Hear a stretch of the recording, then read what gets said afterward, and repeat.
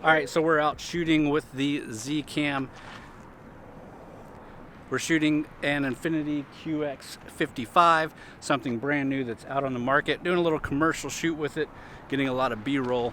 But it's time to throw this thing on the gimbal, so let's do that and see how it performs on a gimbal. All right, so here editing, I realized that I didn't really explain the whole situation here. This is a rented camera. If you didn't see the previous video, go check it out. I rented the Z Cam. We're testing it out to see everything that it does, to see if it works in my workflow. And one of those things is flying it on a gimbal. So this video, we are testing the Z Cam on the gimbal. Let's get back into it. So the gimbal I have is the Zhiyun WEEBILL S. It's the gimbal that I've run the Canon EOS R on. I've had the Blackmagic Pocket 4K on it, but we're going to put this Z Cam on there and see how it runs. All right, in our current rig with the Z Cam, we've got 24-105 Canon lens on here. We're recording to the T5 Samsung SSD. Running the standard Sony battery on it. Got a little monitor holder, a little bit different than the one I might have shown you guys in other videos, but we're going to take this off to start off with.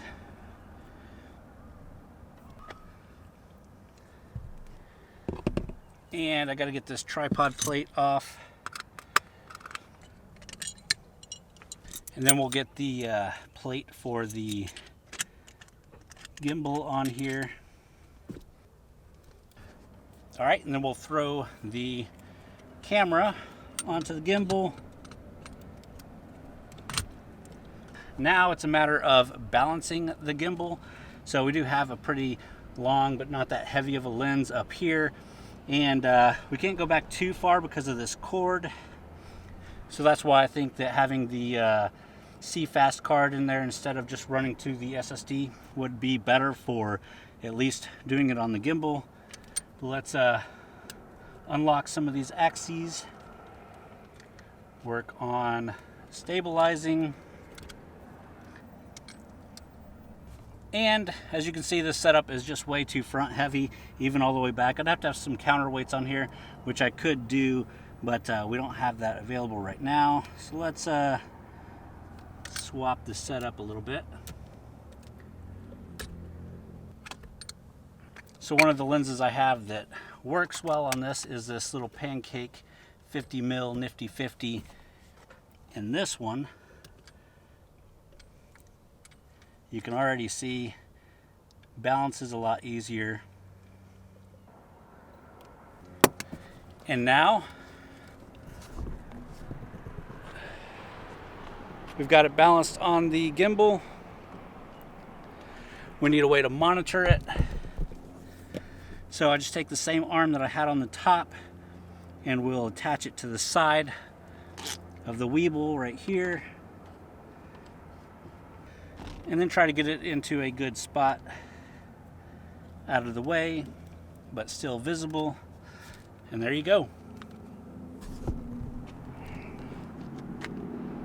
So we're gonna shoot some shots with the Z Cam on the gimbal of the car, and I'll show you some of those, and then I'll probably come back with you in the studio.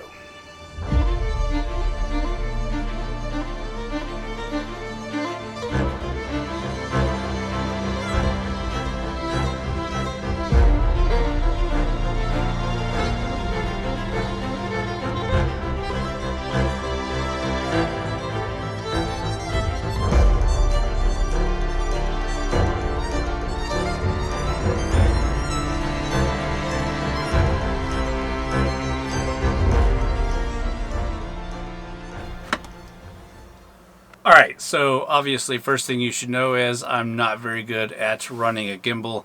Definitely need some tips there, so if you got any tips, leave them down in the comments below, or any good videos I should check out, let me know. I don't know if it's the camera, I don't know if it's the way I had it balanced, I don't know if it's just the gimbal. I've gotten some decent shots, but I've never really gotten really good shots with the gimbal. and I attribute it mostly to the cameras that I'm mounting on it not being able to balance well.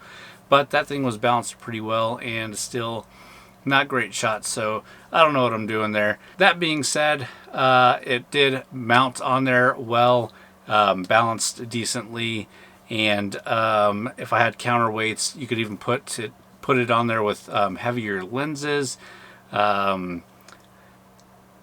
That little 50 mil lens also had trouble just keeping focus and doing stuff like that. So it's just a cheap lens and probably not the best option to put on there, but it was the only one that I had with me that was light enough where I didn't have to have counterweights, which kind of sucks that you still need counterweights. Probably just the type of gimbal that I have as well. Probably a more heavy duty gimbal would definitely do better, but that gimbal should be just fine with the Z-Cam, you would think. And I've seen other people use it with the Z-Cam and it works out well. Again, user error most likely. But we're gonna wrap this video up there. Hope you guys did enjoy. Please leave a thumbs up if you did. Leave a comment down below. Let me know how I could be better. And stay tuned for the next video where we'll be talking about me actually using the Z-Cam on some projects, and then I'll have another video after that on kind of a wrap up and if I'm actually gonna buy the camera. So stay tuned on that. See you in the next one.